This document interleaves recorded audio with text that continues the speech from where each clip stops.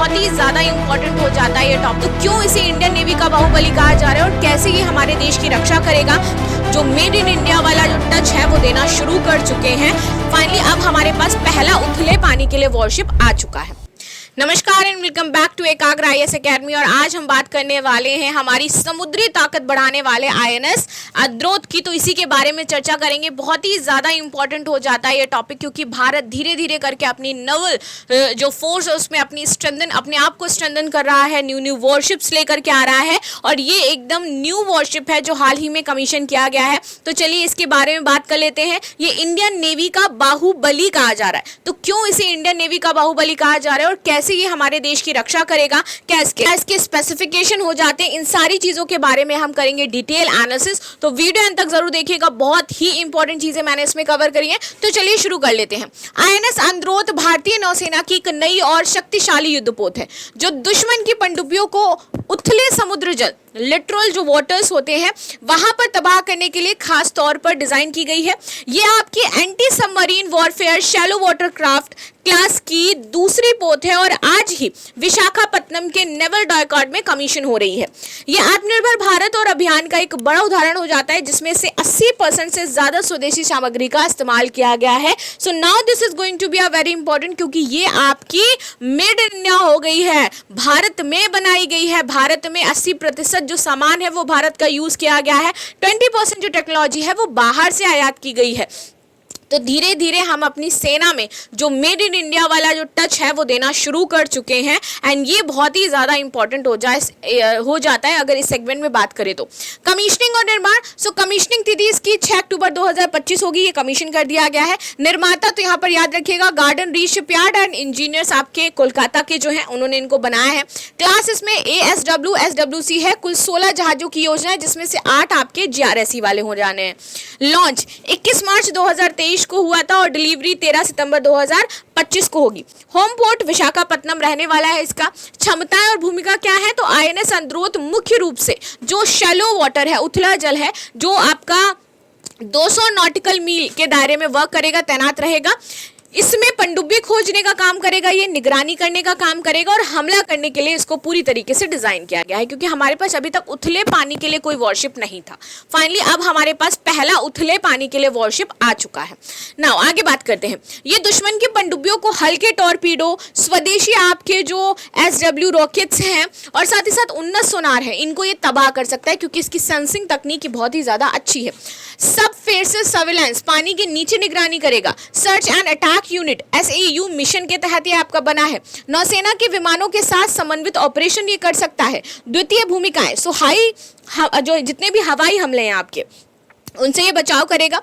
ये आपके mine laying search and rescue है भाई,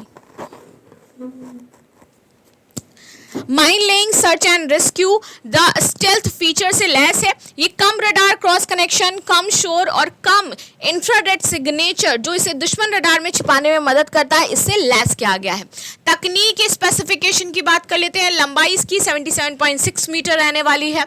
अगर चौड़ाई की बात करें 10.5 मीटर रहेगी, गहराई 2.7 मीटर, गति 46 किलोमीटर पर आवर। क्रू इसमें तो 57 अधिकारी इसमें रह सकते हैं, 57 लोग रह सकते हैं टोटल। इसमें 7 अधिकारी होंगे और 50 इसमें नाविक होंगे।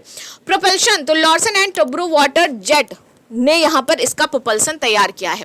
हथियार और सेंसर की बात करते हैं तो इसमें जो हथियार है वो आपका RBU 6000 anti submarine rocket launcher है, जो यहाँ पर 2 आपके light weight torpedo tube launcher है, एंटी सबमरीन माइंस बिछाने के लिए माइन रेल्स हैं और 30 मिमी नेवल गन और 2 12.7 मिमी रिमोट कंट्रोल गन्स हो जाती हैं। सेंसर की बात करते हैं तो DRDO Abhay hull mounted sonar, low frequency variable depth sonar, IAC mode C combat suit, fire control system और इंटीग्रेटेड प्लेटफॉर्म मैनेजमेंट सिस्टम यहाँ पर लगा हुआ है। नाउ INS अरनाला, इसी के जस्ट पहले एक और आपकी लॉन्च की गई थी विच इज INS अरनाला। ये और भी ज्यादा इंपॉर्टेंट हो जाती है। इससे पहले जो कमीशन हुआ था वो INS अरनाला था, देखिए इनका पूरा सीक्वेंस था कि ये आएंगी। तो सबसे अभी ये वाली आई है INS अद्वैत, हमने देखा। इससे पहले आपकी जो लॉन्च हुई थी वो INS अरनाला थी, तो उसके बारे में भी थोड़ा सा जान लो। INS अरनाला भारतीय नौसेना का एक अत्याधुनिक anti submarine warfare shallow water craft हो जाता है। एज इट इज वो जो हमने देखा शैलो वाटरक्राफ्ट आपका था, तो सेम ये भी है। इसी सीरीज में सारी शैलो वाटरक्राफ्ट आपके बनाए जा रहे हैं। हमारे पास पहले शैलो वाटरक्राफ्ट नहीं थे, तो इस सीरीज में अब सारे आपके बिल्ड हो रहे हैं, जिसमें उथले समुद्री जल में दुश्मन की पनडुब्बियों का पता लगाने, निगरानी करने के लिए डिजाइन किया गया है। ये आत्मनिर्भर भारत की ये भी पहल हो जाती है, आत्मनिर्भर भारत का ये भी संदेश देता है, क्योंकि 80% जो सामग्री है वो भारत की लगी है। ये आपका जो लॉन्च हुआ था ये 20 दिसंबर 2022 को आया था। डिलीवरी इसकी 2004 आपकी 24 को हुई है। अर्नाला का जो नाम है वो अर्नाला द्वीप महाराष्ट्र के नाम पर रखा गया है, इसलिए मैंने इसको ऑलरेडी ऐड किया है, बिकॉज इंपॉर्टेंट हो जाता है। महाराष्ट्र के नाम पर रखा गया है अर्नाला, ये ऐतिहासिक और सामरिक महत्व रखता है, तो इसलिए ये आपको पता होना चाहिए। कमीशन की तिथि 18 दिसंबर 2024 विशाखापत्तनम में नौसैनिक प्रमुख एडमिरल दिनेश के त्रिपाठी द्वारा की गई थी। इसके निर्माता तो वही garden reach shipyard and engineers builder Kolkata है आपके। क्लास इसमें ASW और SWC कुल 16 जहाजों की योजना है, जिसमें से 8 GRSE और 8 कोचिन शिपयार्ड लिमिटेड द्वारा तैयार किए जाएंगे।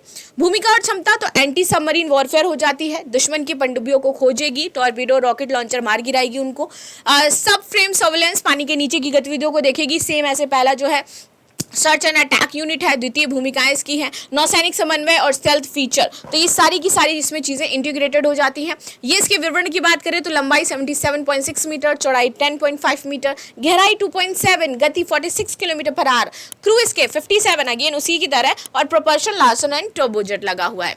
हथियार तो अगेन इसमें RBU 60,000, सेम वही सारे हथियार आपको इसमें भी देखने को लेंगे। इसमें 30 मिलीमीटर नेवल गन और 2 12.7 मिलीमीटर रिपोर्ट कंट्रोल्स भी हो जाते हैं। सेंसर की बात करें तो DRDO Abhay hull mounted sonar, low frequency variable depth sonar, IAC MODC combat suite, fire control system और इंटीग्रेटेड प्लेटफॉर्म मैनेजमेंट सिस्टम इसमें लगाया गया है। ठीक है, सामरिक महत्व हो जाता है INS अर्नाला का, क्योंकि भारतीय नौसेना की तटीय और उथली जल क्षेत्रों की रक्षा करने वाला है। ये पहले जो था चाइना से हमें बहुत ज़्यादा दिक्कतें रहती थी, चाइना को हम देख नहीं पाते थे, टैकल नहीं कर पाते थे उस तरीके से प्रॉपर निगरानी उथले जल में नहीं हो पा रही थी। लेकिन अब हमारे पास उथले जल की निगरानी के लिए प्रॉपर चीज़ें हैं। चाइना की जो जैसी जो पनडुब्बियां हैं अब उनको भी हम टैकल कर सकते हैं और उनको भी मार गिरा सकते हैं।